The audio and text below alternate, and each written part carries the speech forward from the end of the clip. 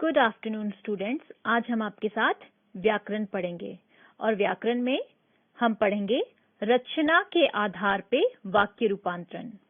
तो चलिए हम थोड़ा सा आपको वाक्य के बारे में बताएंगे, है ना। क्योंकि अगर आधार पढ़ना है किसी का भी प्रकार, है ना, तो उससे पहले हमें उस वर्ड को समझना बहुत जरूरी है। तो देखिए बेटा, वर्ण जो होता है भाषा की सबसे छोटी इकाई होती है ना। जैसे क ख कुछ भी, जितने भी क से लेके ग तक, अ से लेके जो स्वर व्यंजन हम पढ़ चुके हैं, और अगर अकेला क है, अकेला च है, अकेला त है, तो वह वर्ण है। और वर्ण क्या होता है? भाषा की सबसे छोटी इकाई होती है। और वर्णों के समूह से क्या बनते हैं? शब्द बनते हैं। आप ध्यान से सुनिएगा, शब्दों के सार्थक समूह से वाक्य बनते हैं। आज हमारा जो विषय है हम उसके बारे में अब आपको बताएंगे। देखिए बेटा, सार्थक पदों का ऐसा व्यवस्थित समूह, सार्थक पदों का ऐसा व्यवस्थित समूह जो पूर्ण अर्थ तथा भाव को स्पष्ट अभिव्यक्ति करे या अभिव्यक्त करे, वह वाक्य कहलाता है।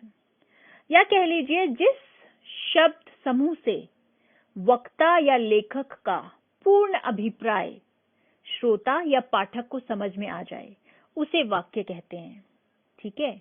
अब जब वाक्य की परिभाषा से आप अवगत हो गए हैं, तो हम आपको बताएंगे वाक्य के विषय में कि वाक्य के दो अंग होते हैं। एक अंग है उद्देश्य और एक है विधेय। देखिए, ये प्रकार नहीं है, ये अंग है। ठीक है, पार्ट्स जिसे कहते हैं।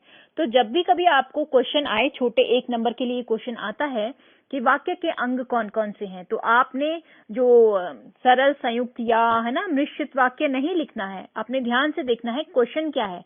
क्वेश्चन है वाक्य के अंग, और अंग मतलब शरीर। तो ये वाक्य के शरीर कौन कौन से, अंग कौन कौन सा है? उद्देश्य और विधेय। अब मैं आपको बताऊंगी उद्देश्य क्या होता है और विधेय क्या होता है। सबसे पहले मैं बताती हूँ आपको उद्देश्य। देखिए, वाक्य का कर्ता जो होता है ना, कर्ता ही उसका उद्देश्य कहलाता है। कर्ता कौन? करने वाला। ठीक है, किसी भी काम को करने वाला कर्ता। दूसरे शब्दों में कह लीजिए, जिसके बारे में कहा जाए, वह वाक्य का उद्देश्य होता है। उदाहरण देखिए, जैसे पूनम किताब पढ़ रही है। इसमें, इस वाक्य में पूनम के बारे में बताया गया है। अंततः ये उद्देश्य है। ठीक है। तो जो भी कर्ता होगा ना सेंटेंस में, आप सिंपल याद रखिए, करने वाला जो है, जिसे सब्जेक्ट बोलते हैं हम इंग्लिश में, करने वाला यानी कर्ता ही जो है वो उद्देश्य कहलाता है ना। अब हम आपको बताते हैं विधेय क्या होता है। देखिए, उद्देश्य के विषय में जो कुछ कहा जाता है उसे विधेय कहते हैं। सब्जेक्ट के बारे में जो भी कहा जाता है उसे विधेय कहते हैं। कर्ता के विषय में जो कुछ कहा जाता है उसे विधेय कहते हैं। ठीक है। तो आप इसका एक उदाहरण देखिए। जैसे कि मैं बोलूं, मोहन फुटबॉल खेल रहा है। मोहन फुटबॉल खेल रहा है, इसमें उद्देश्य और विधेय को छांटिए। तो देखिए बेटा, मोहन जो है ये उद्देश्य है, और फुटबॉल खेल रहा है ये क्या है? विधेय है ना। तो इसी तरह से आप बोलिए, पूनम किताब पढ़ रही है, तो उद्देश्य क्या है? पूनम, और विधेय क्या है? किताब पढ़ती है।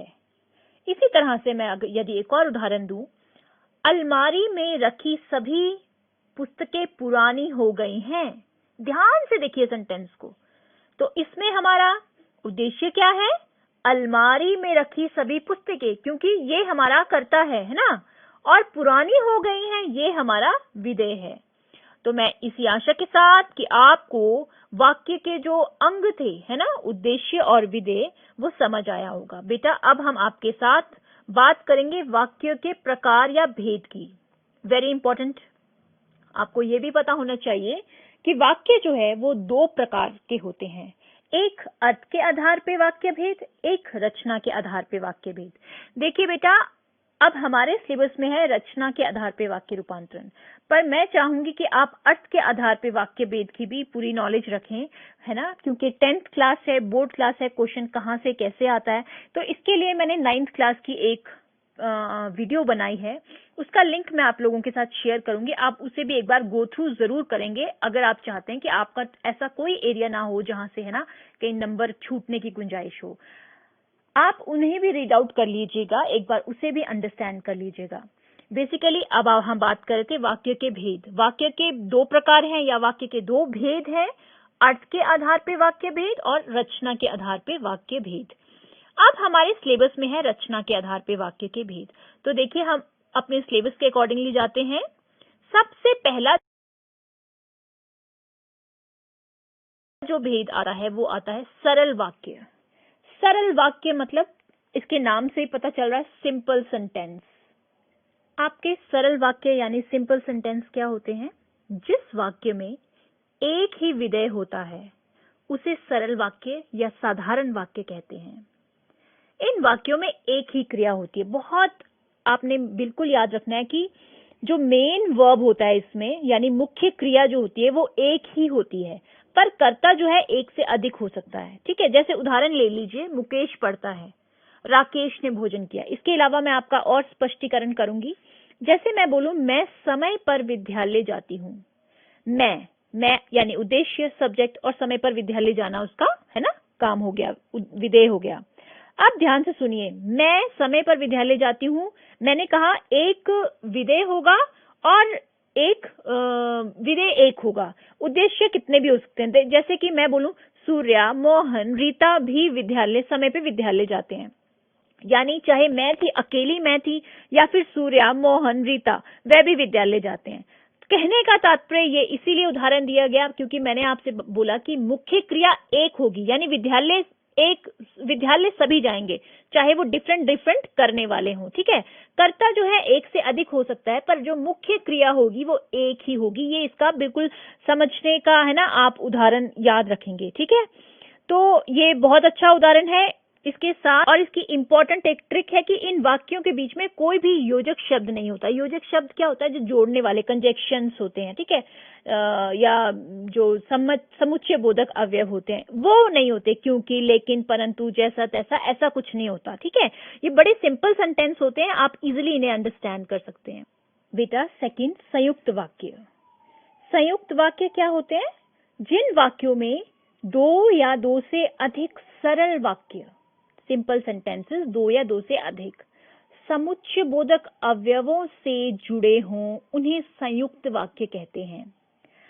आप जानते होंगे समुच्चय बोधक अवयव क्या होते हैं, है ना? जो अवयव दो पदों को, दो वाक्यांशों को अथवा दो वाक्यों को जोड़ने का काम करते हैं, उन्हें समुच्चय बोधक अवयव या योजक कहते हैं, है ना? आपने पढ़ा होगा, रोहन की माताजी बीमार थी इसीलिए वह स्कूल नहीं गया, है ना? तुम घूमने चलोगे या पढ़ने। मोहन एवं नरेश अच्छे दोस्त हैं। ये एवं, परंतु, या, इसलिए ये जो शब्द आए ना, ये क्या थे? समुच्चय बोधक अवयव थे। देखिए आप इसे याद रखेंगे, जिस वाक्य में दो या दो